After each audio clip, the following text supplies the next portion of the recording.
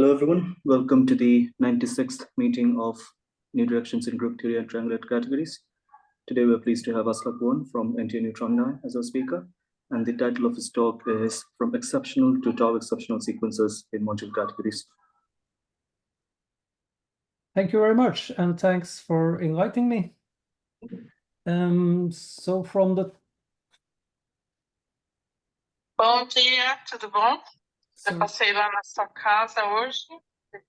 From the title, you can see that I'm going to talk mostly about module categories. So more or less all my statements will be about module categories. But given the title of the seminar series, I thought I would sort of start off with a background from triangulated categories, and I must also confess that in order to prove some of the theorems, we need to pass to derived categories, but they will be more in the background, so not visible in the statements I will give today. And what I talk about is joint work with Bethany, Marsh, and Eric Hanson.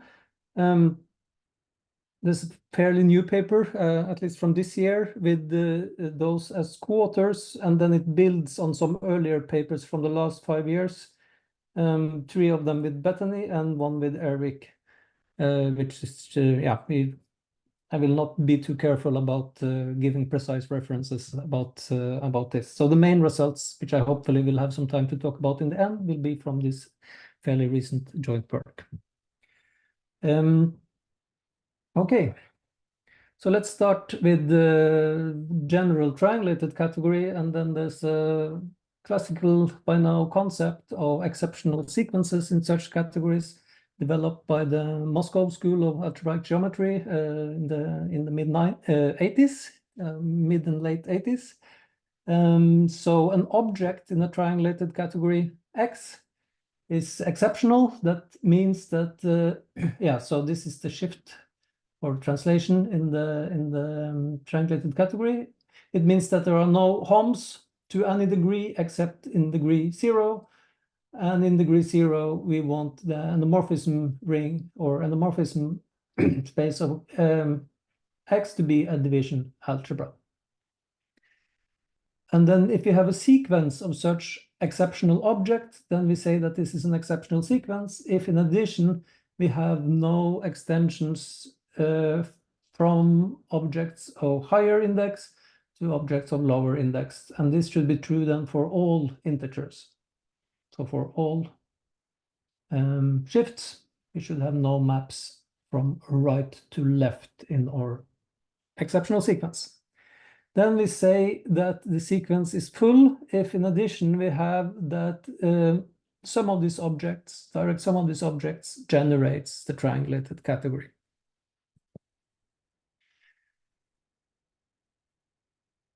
So then the famous result by Bundal in this generality is that then there is a mutation operation on the set of exceptional sequences, which gives a braid group action. So we can mutate on pairs of consecutive objects, and so there will be n-1 generators of the braid group acting on an exceptional sequence of length n.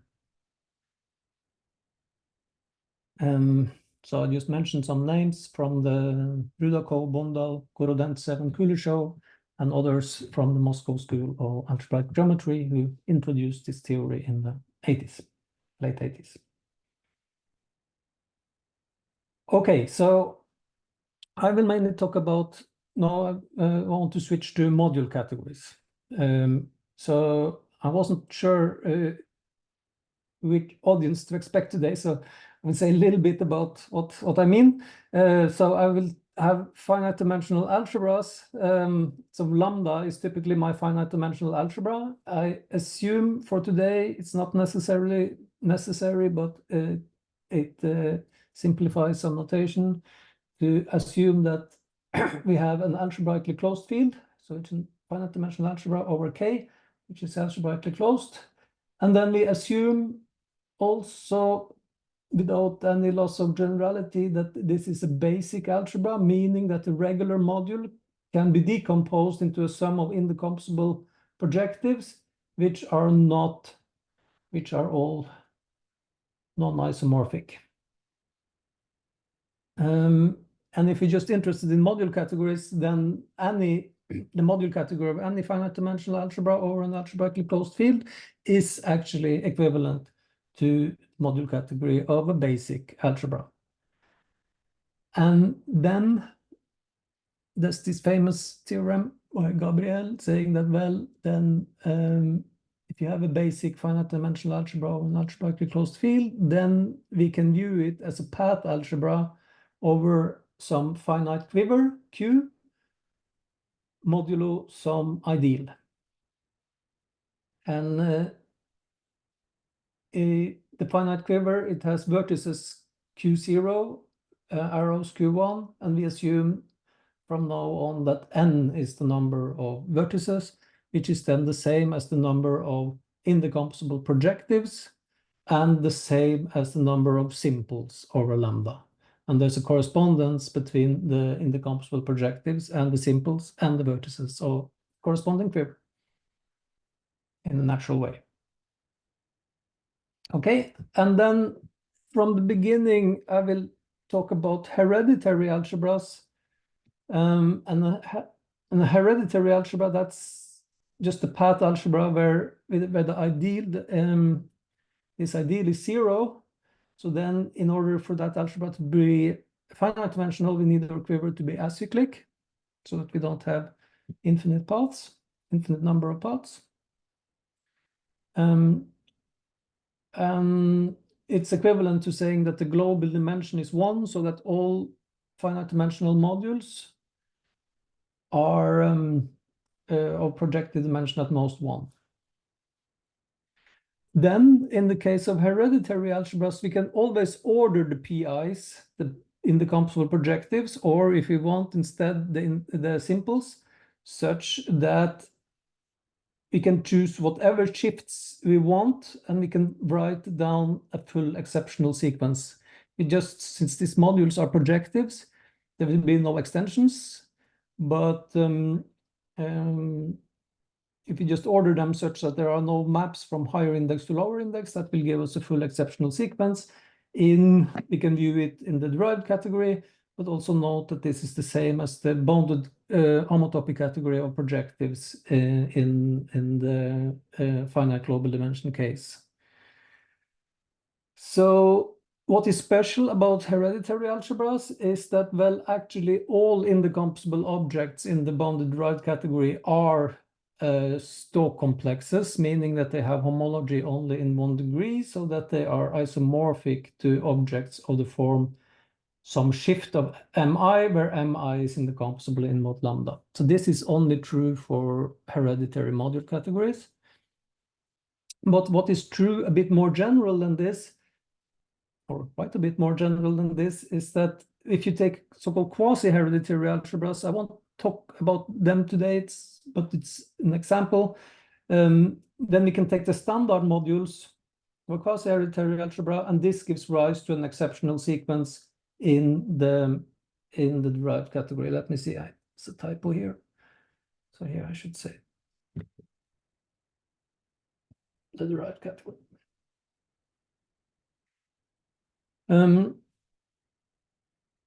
So then for these modules, these are not necessarily, or usually not projective modules, but so there will be x's involved, but all the higher x's, all the higher x's will vanish when we go from right to left in the sequence.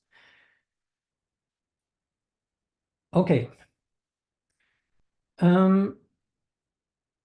However, so for a general basic finite dimensional algebra, which is not necessarily quasi-hereditary or hereditary, there are no full exceptional sequences in the derived category. And I mean, so what I mean is, what I should say is perhaps that it's easy to find examples where you have no full exceptional sequences if you look at general algebras. When this Q has cycles, that will often happen if Q does not have cycles, then the algebra will be quasi-hereditary, and there will be exceptional sequences. But that, in particular, that means, or we also have that there are no exceptional sequences in mod lambdas. What do I mean then? So if we could just take, in the derived category, we can just take store complexes, so indecomposables in degree 0, and think about that as a sequence of modules, and then a natural definition of exceptional sequences in the module category will be exactly this, to say that all positive x vanish when we go from, this is mi, so all positive extensions vanish for each mi. Then the morphism ring is division algebra, and still no extensions. No, we only need to consider non-negative extensions since we are dealing with modules, but going from right to left in our sequence, from higher to lower index. So if we now specialize again to the hereditary case, so this just short time after this was introduced in the derived in triangulated categories, then Crawley-Boevey and Ringel sort of interpreted this concept in the module category of hereditary algebras and gave some very nice results, among others, that there is a braid group action then in the for the module category, for the full exceptional sequences in the module category. So we just specialize our earlier definition, and then the definition of a full exceptional sequence in the module category of a hereditary algebra. This would just be a sequence of indecomposable modules. So n is our number. It's a number of simples or vertices for our corresponding quiver. And then the full exceptional sequence will be a sequence of modules, again, with no maps from higher to lower index.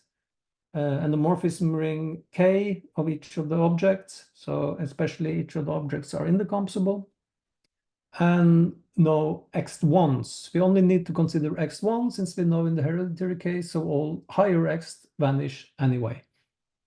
So we want no x1s from when I is bigger or equal to j. So especially x1 mi is also 0. An equivalent notion of exceptional sequences in the hereditary case, we can reformulate it as follows. So we can say that if this sequence satisfies, so this is a recursive formula, recursive formulation instead, which will be easier to generalize than the one above. You have a sequence of modules such that there's just the last one is exceptional in the sense that x1 mn is 0. And then it follows automatically from this. If you have an indecomposable module with this, then in the hereditary case, we automatically will have that endomorphism ring is K. So this will automatically be satisfied as long as this is true for I equal to j. So especially we just need to require that mn has no self-extensions, and then recursively, if you look then at the sequence, reduced sequence where we removed mn, this should be a full exceptional sequence in some smaller module category. And what is this smaller module category? Well, it is the so-called Geigel-Lensing perpendicular category of mn. So we take all modules x which have no maps from home n, mn to x, and no extensions mn to x. We call this the Geigel-Lensing perpendicular. And what they proved is that, well, then this is actually equivalent to another smaller module category. This module, if when Mn is indecomposable, this new module category lambda prime will have one less simple. The rank of the algebra will be one less than lambda. And in fact, I forgot to write that down, but this will also be a hereditary module category, or the module category of a hereditary algebra.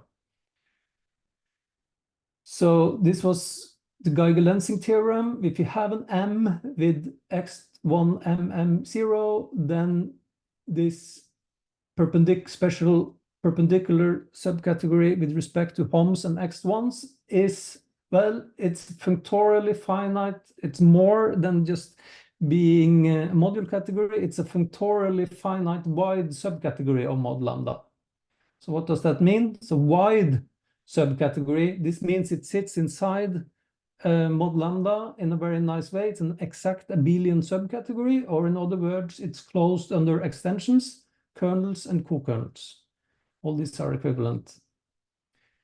And functorially finite, this means that there are left and right approximations with this, of every module with this subcategory. I won't explain that in detail, but it is actually, it's known to be equivalent. So this is also classical to saying that such a wide subcategory is equivalent to the module category of a finite dimensional algebra. So Geiger-Lensing showed that such categories are always module categories, and which I should also have written down is that this rank, the number of simples of lambda, is the rank of lambda minus the number of summands in indecomposable direct summands in M, which in case M is indecomposable means it's rank of lambda minus 1. Okay, let's look at a very small example. So this will be A2, the quiver A2. So 2 vertices, 1 arrow. Then there are exactly 3 indecomposable modules, and this is the AR quiver of the module category. So, and this is the action of the AR translate. So there's 3 indecomposable modules, 2 projectives and 2 simples, but the simple corresponding to vertex 2 equals the projective corresponding to indecomposable projective corresponding to vertex 2. So then for example, using this definition from the last page, from this page, the recursive definition of exceptional sequence, we can, for example, say that, well, we can start with P1. It is an exceptional indecomposable modules. We take the Geiger-Lensing perpendicular. Well, there's no extensions starting with P1. Are the maps? Well, the maps, they go either to P1 or S1. So the Geiger-Lensing perpendicular is just add P2. So therefore, P1, P2 is an exceptional sequence, and so on. We can do this for each of the 3 modules, and we get 3 exceptional sequences. So for example, add P2 is a wide subcategory. It is equivalent to the module category of simple algebra, right? Since there are no endomorphisms from P2 to itself, except non-automorphisms from P2 to itself. The additive closure of P2 will be a nice wide subcategory, which is equivalent to mod K. Okay, so then we have these 3 full exceptional sequences, and then we can mutate them. So this is interesting. So if we have one of these sequences, we can construct the others algorithmically by doing a mutation operation. So we can start with this P2, P1, this one, and then we can move P2 over to the right, and then we need to modify P1 to S1. This will be a mutation. This is probably a left mutation, I think. I'm not sure. Yeah, left mutation. And similarly, we can move S1 over to the right, modify P2 to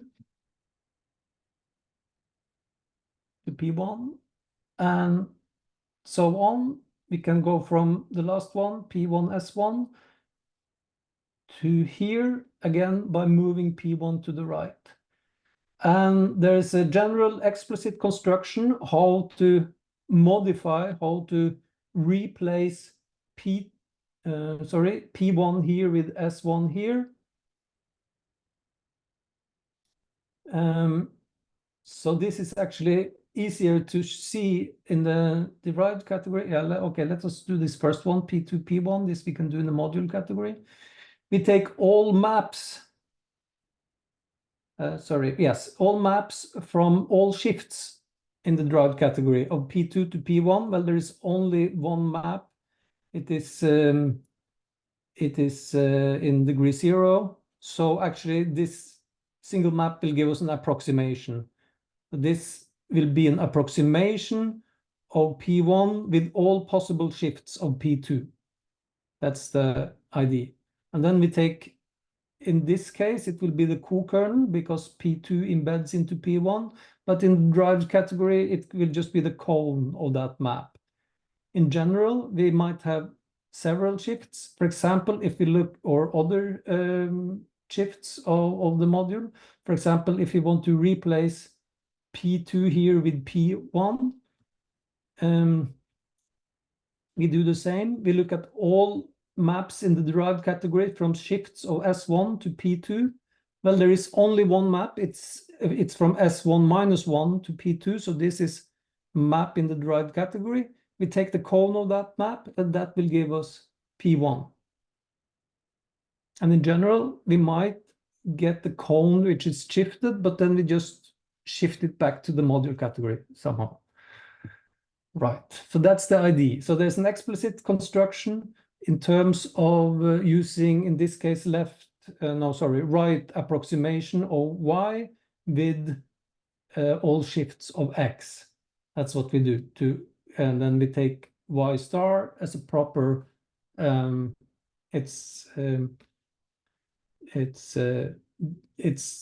this example, it is actually the cone of the map. In other places, we might have to shift it to get the module if you're considering a mutation in the module category.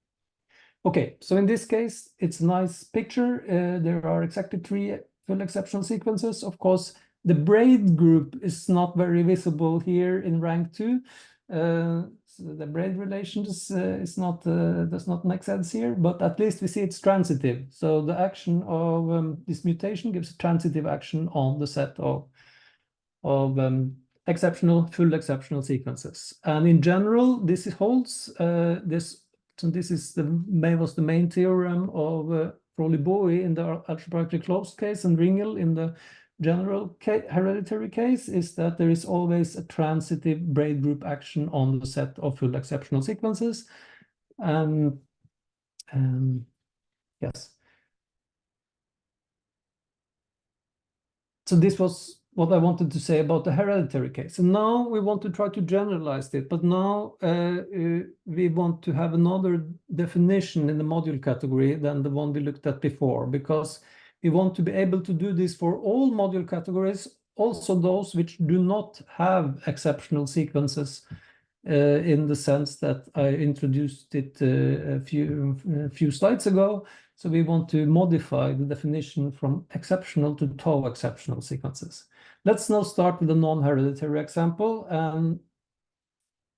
This example I have here is now an algebra with 5 indecomposable projective modules. It might look like 6, but this S2, this is the simple 2. These are appears twice. So the AR quiver here is not linear.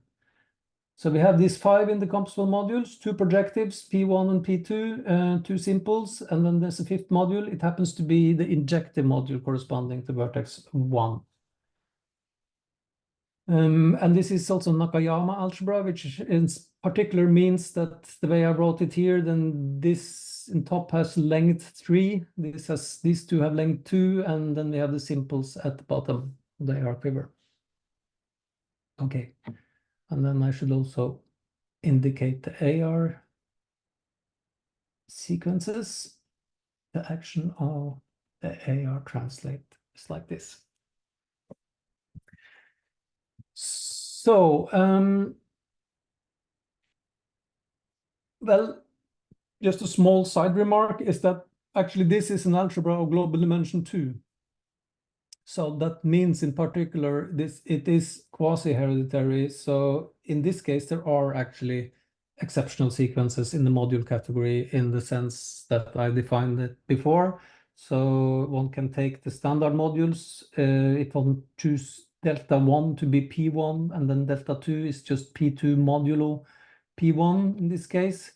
This will give you sort of classical exceptional sequence in the module category. So this is not a good example in order to illustrate that there are, yes, these generalized exceptional sequences in case where there are no classical exceptional sequences. I use this example because it's a nice example to illustrate the mutation that I just explained in the A2 example. It's also easy in this example to point out that these Geiger-Lensing perpendicular categories, this approach does not work anymore, because if we take, for example, the Geiger-Lensing perpendicular of the simple S1, then it's straightforward to check that this is just the additive closure of the two projectives. This is clearly not a wide subcategory. It's not closed under co-kernels, for example, because there is an injection from P1 to P2 with the co-kernel S2, which is not in the additive closure. Moreover, if we try the natural generalization, since S1 actually is a module of projective dimension 2, we could rather take the perpendicular also with respect to X2. That's what I indicate with this notation.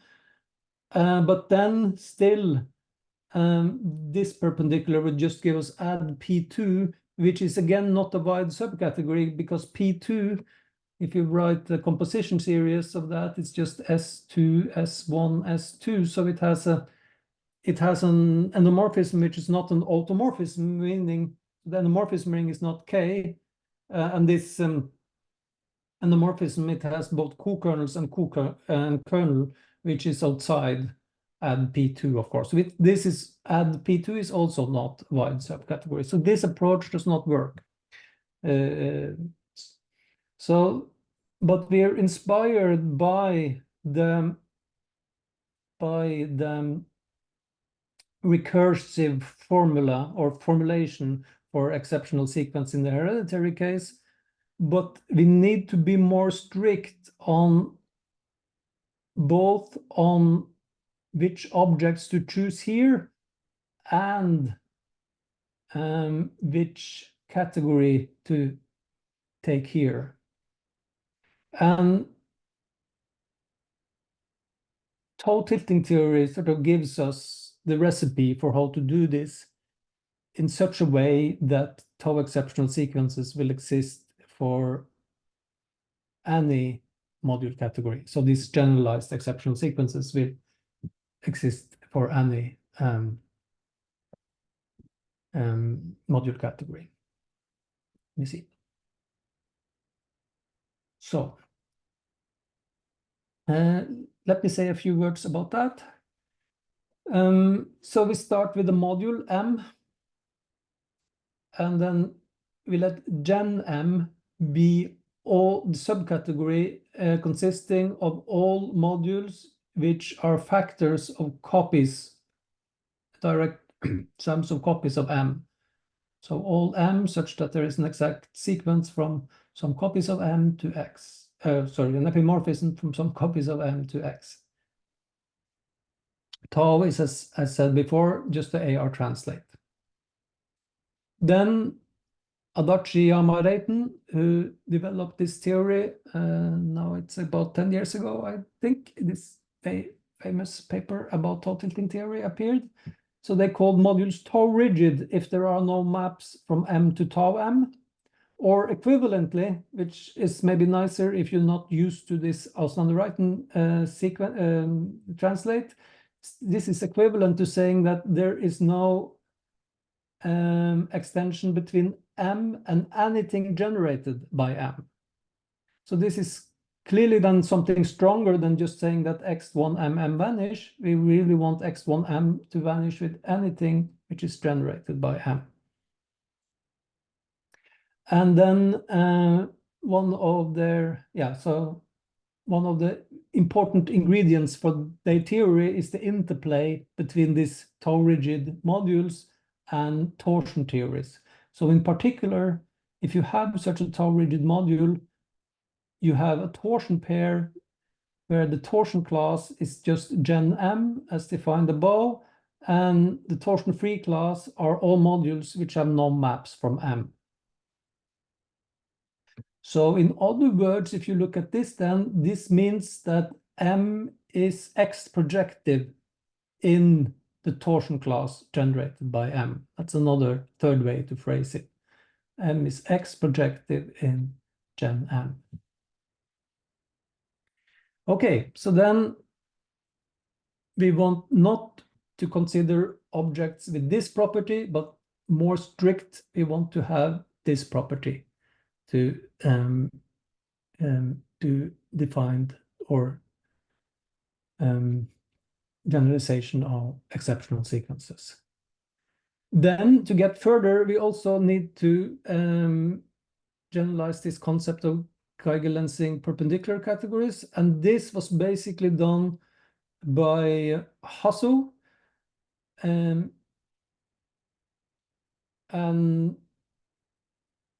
further developed in a paper by Bethany, Adachi-Iyama-Reiten, and Thomas. So Jasso defined what I will call the tau perpendicular category.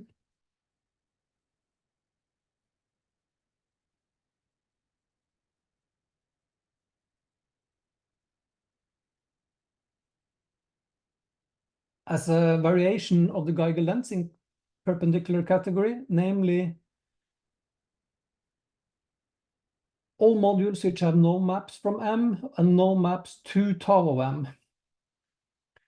And this property of having no maps from X to tau of M, it is equivalent to saying that x1m gen X is 0 in the same way as this. We have this equivalence. We can also do this with replacing this M with X. Right. So this gives us the tau perpendicular category for a given. Yeah, here I should say that this we only consider this for where M is tau rigid. Okay.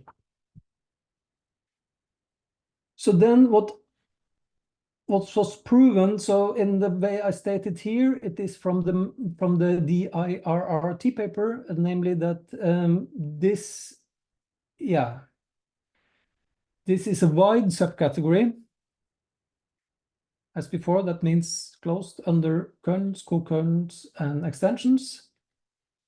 And it's functorially finite. And this basically follows from what Jasso did, because he showed that it is equivalent to a module category, and that means that it is functorially finite. And moreover, we have the same formula as in the hereditary case, the number of, so this tau perpendicular is equivalent to the module category of some lambda prime, and then this lambda prime has rank equal to the rank of lambda minus the number of summands in M. So if M is indecomposable, lambda prime sort of has co-rank 1 inside lambda. Okay, Okay, so with these results now, it's not the definition of a tau exceptional sequence should not be very surprising somehow. So this was given in a joint paper from a few years ago with Bethany Marsh. So we define a sequence of modules in mod lambda to be a tau exceptional sequence if the last object, Mn, is indecomposable and tau rigid. So tau rigid meaning this, or equivalently this, so stronger than just being exceptional. And the remaining sequence, so recursively, we define this recursively, saying that the remaining sequence is a tau exceptional sequence in this perpendicular category of Mn, which we then know, since M is indecomposable, that is an algebra with one less simple, one less indecomposable projective than lambda. This means that we always can find tau exceptional sequences, because we could not, for example, we could start by choosing Mn as a projective, indecomposable projective. Then automatically an indecomposable projective is tau rigid. And then this tau perpendicular category is just the same as basically the side subcategory. It's just orthogonal or projective. And then we get a new algebra. And then we can choose for Mn-1 to be something which is projective in that algebra. So it's not necessarily projective in the module category we start with, but it's projective for that reduced algebra, and so on. And then we can continue, because we always go, it's always co-rank 1 when we go one step to the left in our sequence. We will always be able to construct tau exceptional sequences in this way. Okay, let's go back to our examples and see what are the tau exceptional sequences there. First, we should note that this I1, this module here, it is not tau rigid, because there is an extension from I1 to something which is generated by I1, namely S2. S2 is generated by I1, and this should be non-zero, sorry. And this should be non-zero. Therefore, it is not tau rigid.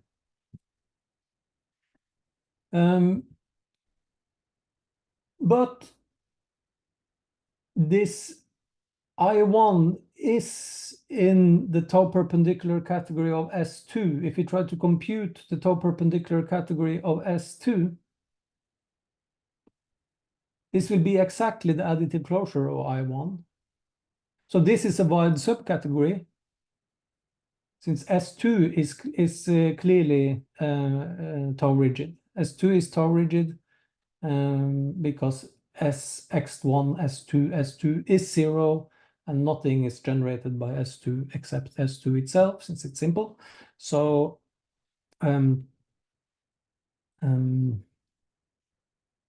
so that one is tau rigid, but if you take the tau perpendicular, it is exactly the additive closure of I1. So this is a wide subcategory of rank 1, so it is equivalent to mod K, and therefore I1 is not only tau rigid, it's even projective in that category, right? This is a simple algebra, so I1 is projective and hence tau rigid in that category. So this is very different from the hereditary case, where in the hereditary case, it's the same as being to be exceptional in some wide subcategories, equivalent to be exceptional over the ambient algebra, the big algebra you start with. But this is not longer true when it comes to tau rigid modules. So they can be tau rigid in some wide subcategory, but not tau rigid in mod lambda. But it follows from this now that, well, S2 is tau rigid, J of S2 is I1, I1 is projective, so this gives then, by the recursive definition, that the sequence consisting of I1 and S2 is a tau exceptional sequence for this algebra here, or this algebra lambda. Okay, so let's try to find all. Actually, there are 4 indecomposable tau rigid modules. It's all except I1. All these 4 are tau rigid. So so each of them will then give rise to a tau exceptional sequence, and there will be no other. So here I wrote down the 4 tau exceptional sequences. So this S1, yeah, so here is this I1 S2 that we already discussed, and then in addition we have these 3 sequences here. So these 4 are all the full exceptional sequences for our algebra lambda. And then we can be motivated by our previous, in the hereditary case, or previous example in the hereditary case, where we could move sort of the leftmost object to the right and modify the rightmost object. This looks pretty similar to what we did in the hereditary case. S1 moves over, P2 is modified. The same holds true here. We can move P1 to the right, modify S1 to S2. Here we can move S2 over. But then we are in trouble. The last one, well, we cannot move I1 to the right. Why can't we? Because I1 is not tau rigid, so it shouldn't appear on the right of a tau exceptional sequence. So we need some remedy. We need to do something in order to fix this. So what I will try to convince you now for the rest of this talk is that, well, there is actually a way to do this, such that this will be the mutation. This will describe the mutation operation for this algebra, and that this works in, well, I shouldn't say full generality, because we will see that we must make some exceptions, but at least it works in, for example, in the case of what we call tau tilting finite algebras, which are all algebras where there's a finite number of tau rigid modules, or indecomposable tau rigid modules. Okay. So now it will be a little more technical when I try to explain how we should try to deal with this problem. Well, how do we have to modify I1 to get P2. We want to get similar as in the hereditary case. We want an explicit formula on how to modify our modules when we do this mutation, but here, as indicated by this example here, we might have to modify both modules in some examples. Okay. So to do this, we have to generalize this concept of tau perpendicular a little bit. So here we use the notation again. I think this is from the DIRRT paper. This is how they generalized. So the Adachi-Iyama-Reiten Thomas paper, they gave another more general definition of tau perpendicular categories. This is the one we will need, but we will need even some more notation. So now, in addition to modules, we want to consider shifted modules. We need to do this the mutation operation should be on modules, but we need to go via this slightly bigger category, which consists of modules and modules sort of shifted ones. And we can consider this object in the derived category. So now so C lambda just means all objects in the derived category of this form. So a module plus some module shifted. Then we are especially interested in those objects in C lambda, which can be written as the sum of a tau-rigid module plus the shift of a projective with the property that there's no maps from P to M. We call that support tau-rigid object, S tau O. So U is support tau-rigid, meaning that M is tau-rigid, P is projective, and no maps from P to M. Then, if you have a support tau-rigid object, then we can do as they did in the 5-author paper I mentioned. We can look at this perpendicular category, and this will have, and I should say that explicitly, that this is then again, a module category. This is not then so hard to say. This is a module category, and then when we intersect with P-perp, this will give us a subcategory of the module category we have here, and therefore again it will be a module category. And then we also want to introduce this notation for this tau perpendicular category. We want also to look at objects which are of the form, well, some module in JU and shift of some module in J of U. And we think about this, well, this will lie inside mod lambda, this will lie inside mod lambda shifted, so this will again lie in C lambda, which is a subcategory of the derived category. And then an object which is of the form N plus Q1 is then support tau rigid in J of U. If N is tau rigid in J of U, Q is projective in J of U, and hom Qn is 0. So it's just replicating the definition here, but now with objects in this wide subcategory JU. Okay, then the theorem which helps us to get mutation formula is this. So this is also a paper from a theorem from the paper by Bethany, where we introduced our exceptional sequences, but it sort of builds on a theorem of Jasso, who sort of dealt with the special case where all these objects here are modules. Yeah, I will say a bit more about that. So the theorem says that there's a bijection between the indecomposable support tau rigid objects in C lambda, which is compatible with our fixed U.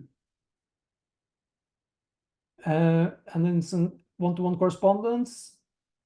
So compatible means that X plus U is also support tau rigid. So it's a correspondence with, so if we forget about U itself, then it's a correspondence with those indecomposable support tau rigid objects in C of JU. So the case that Jasso dealt with was when U is equal to M.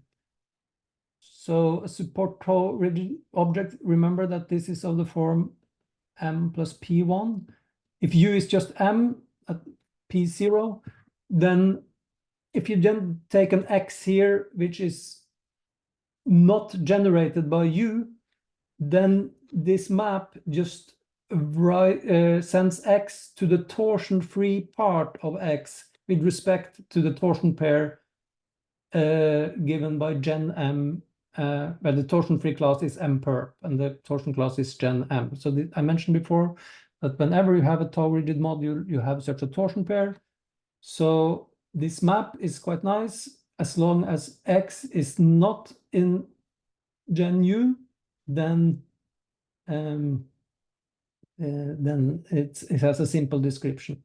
I will not give the precise description in the other case where X is in Gen U, so this is something we have to deal with when generalizing Hassel's results to more general support tau tilting object.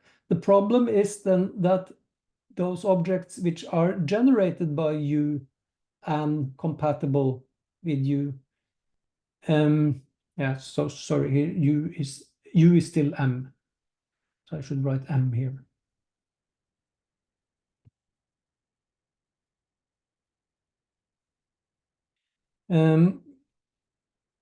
Yeah, sorry.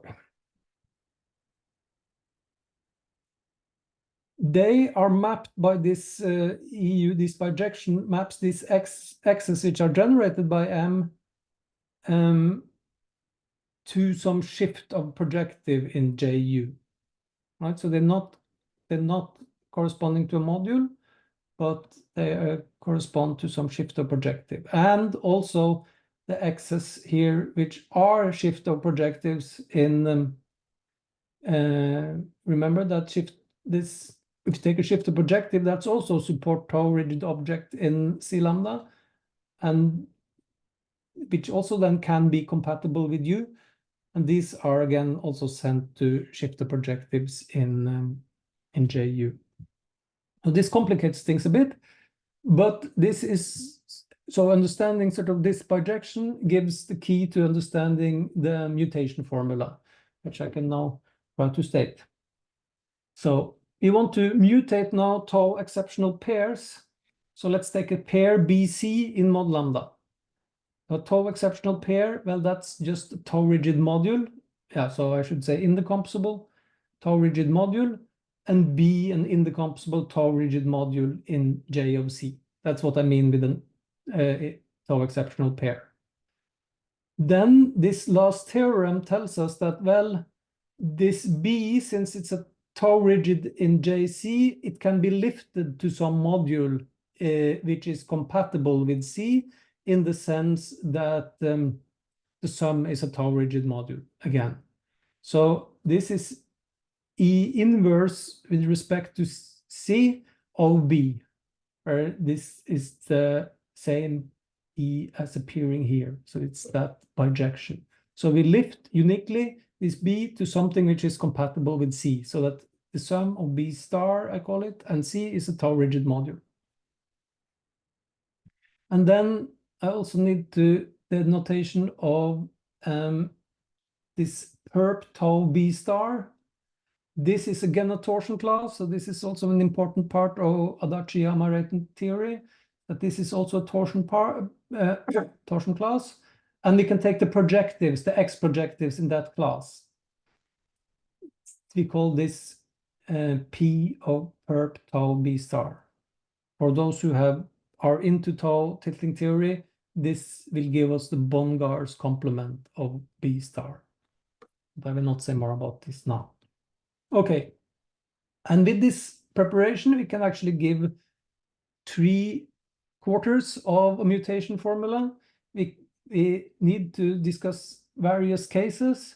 3 of them are quite easy. They are, or looks quite nice. They are variations of this formula. So we want to mutate BC. We first replace B with B star. So B doesn't go to B anymore, but to B star. In many examples, B star is equal to B, but not in general. And then we take our C. Well, we don't take C itself. We push it down by this, from here to here, with this bijection. So this formula is straightforward in the case that C is not generated by B star and not an X projective in this torsion class. So there is a more conceptual explanation of this, but that would take some time to give. I would have to say a little bit more about tau tilting theory then. But in other cases, for example, when C is generated by B, then this E B star of C will be shift of a projective, but we want it to be a module, so we shift it back. That's why this -1 appears, right? So then this is shift of a projective in J of B star, while when we shifted -1, it's a module. And similarly for this, when C is a projective, we first use E B star on the projective shifted. We can do that because this is defined for shift of projective. Then again, the result of this will be shift of projective. So we shift it back to get the module. So it might not appear that these are modules, but they are in the end. And that's by the properties of this bijection from the previous slide, from this slide. Okay. So the worst case, what you call the irregular case, is more complicated. So this is the case where C is a summand here, but not projective. Then I think I will, yeah, so I'm running out of time. Well, maybe I started a few minutes, so maybe I have. Yeah, you have around 5 minutes. Still. Okay, thanks. Then I can try to explain this last part. So now it's more complicated. We first look at the tau perpendicular of B star plus C. We want to mutate BC. We look at the tau perpendicular. This is a wide subcategory. Then we take the smallest torsion class, which contains this W. So we extend it. We take first close it under gen, then close it under filtrations. This will give you a torsion class. So yeah, here we're depending a lot on results. So Marx and Stovacek, I should have mentioned this point. Then two things can happen. Either this torsion class is not functorially finite, then we're in a bad situation. Then actually this pair is immutable. So and then sort of the mutations procedure stops. And this can happen. This happened in some examples. If it is functorially finite, then we can mutate. Then we take the so-called non-split projectives in this torsion class. So these are X projectives, but they are factors of other X projectives in the torsion class. So proper factors, so other X projectives, then they are non-split projectives. Then we can prove, and this is one of the hard things we had to deal with in our paper, then we can prove that there are exactly two indecomposable non-split projectives in such a torsion class in this setting, and one of them generates the other. So then we can write it in the order that Y generates X.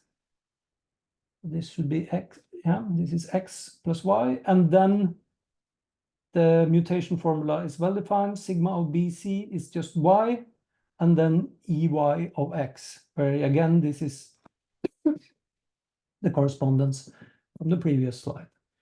So in this case, there is a mutation, and we have functorially finite torsion class. Okay, this is formula, and then some concluding remarks is that, well, if our algebra is either hereditary, tau tilting finite, meaning that there's only a finite number of tau tilting or tau rigid modules, or if it has rank 2, then all pairs are mutable. So then we sort of get, yeah, so then this thing does never happen. This does never happen in that case. Also, we can, no, I just explained how to mutate pairs, but then we can extend this to operations on tau exceptional sequences in a very natural way. If you look at the rightmost pair, we just mutate using the formulas from the previous page. If you want to mutate this pair, we have to use these formulas, but not in mod lambda. We have to use them in the tau perpendicular category J of En, and so on when we proceed. So the formulas will be more complicated when we want to mutate pairs which are not sort of rightmost pairs, but it does give an operation on tau exceptional sequences. If lambda is hereditary, this mutation recovers classical mutation. This is not at all obvious, and you see the formulas, but we can prove that it does. So this is one nice thing. Another nice thing is that, well, if we have rank 2, then this action is transitive. Not always, but it's transitive if and only if the Hasse-Quiver of torsion classes is connected. I don't have time to explain that in detail, but this does not happen in general for algebras of rank 2. So that also means that the action is not necessarily transitive. We can construct examples where it's not, but we can at least describe exactly when it is. And the last thing I want to say that in general, unfortunately, there is no braid. This does not give a braid group action on the class of all full exceptional sequences. So it's and mainly to say it shortly, it's hard to find examples outside the hereditary case where it does, or rank 2. So yeah, I think that's what I plan to say. So yeah, thank you very much. Thank you, Aslak. Can we all unmute ourselves and give the speaker a round of applause, please?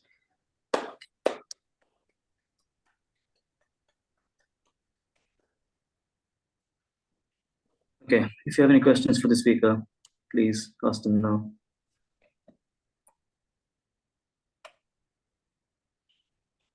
So I wondered, is there a formula, if you rewrite the mutation formulas in terms of triangulated categories, so using cones and some approximation, is there a unified formula for all those cases, or can you express those those 4 cases as formulas with cones somehow?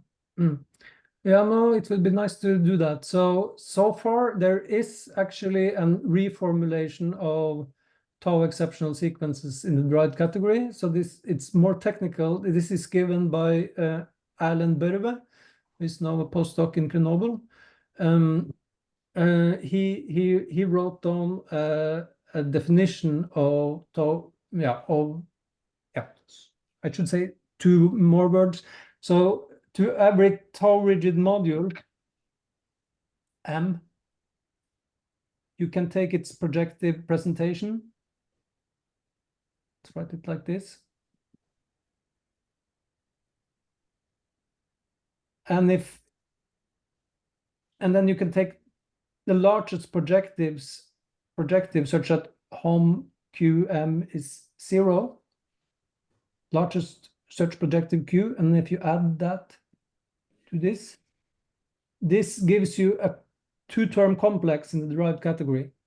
You can do this projective presentation together with that q as a 2-term complex. And then what Alan Børve did was to replace tau rigid modules with such objects in the derived category. Then some things are much nicer because this reduction process, it is actually some localization, so it's functorial. So it's better than the bijection that we described. The minus is somehow that the triangulated categories which appear after you have localized, they are not longer derived categories or homotopy categories or projectives for algebras, but for DG algebras instead. Okay. So things get more complicated, but some aspects are much nicer. But as far as I know, there is no mutation formula for such sequences yet, but I think some people are working on it. Okay, thanks. Thank you, Lucas. Any other questions or comments?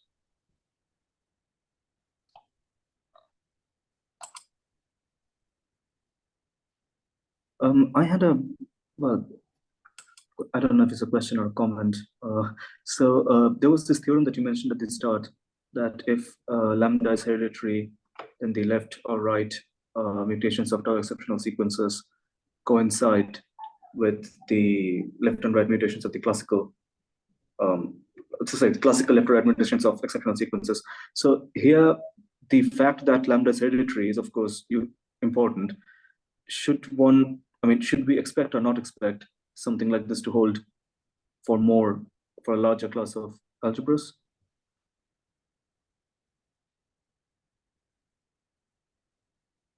I Are you not thinking about classical exceptional sequences or Yeah. exceptional? Yeah, like this correspondence between classical exceptional and tau exceptional. Oh yeah, okay.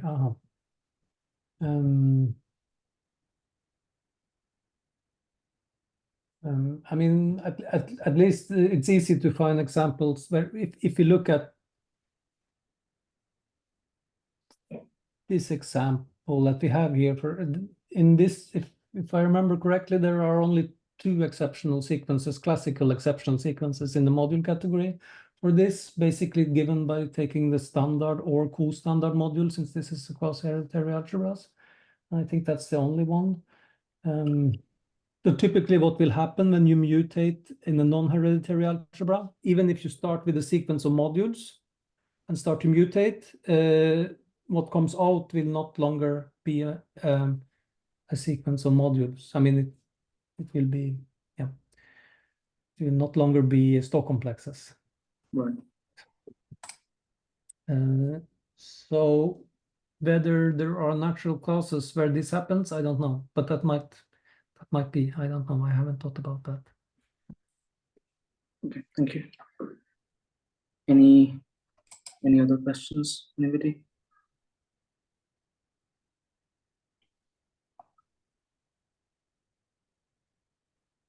Okay. I'm not seeing any more questions, so let's thank Aslak one more time.